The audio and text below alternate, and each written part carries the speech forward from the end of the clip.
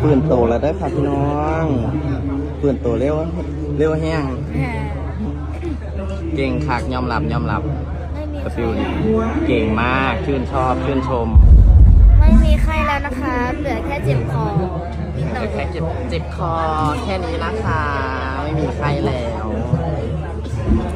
คือทำงานได้ตามปกติหญิงกัน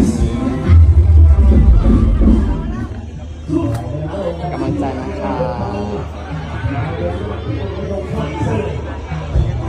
แอบหน่อยจริงแห้ง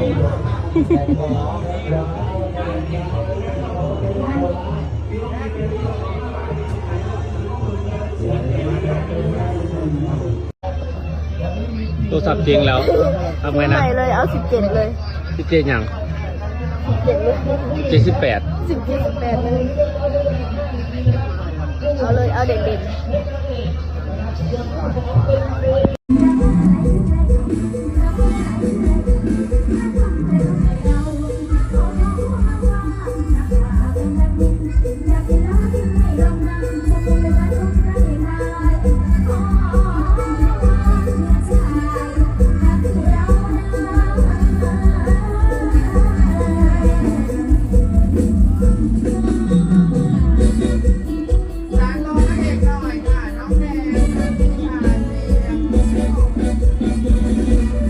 รถไหม ไม่ร้อนแล้วนะคะ รู้จังล่ะ ยังเจ็บคออยู่แล้วก็ หน้าแดงออกต้องเลยเนาะ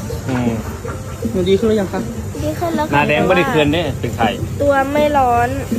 ตัว เย็ด ไม่ ชิงบ่อย ตัวไม่ร้อนแล้วแต่ว่ายัง ขี้ เจ็บ อุ่น ค อยู่ อยังเจ็บคอแล้วก็เสียงแหบ ๆใส่เมส พักผ่อนเยอะๆนะคะ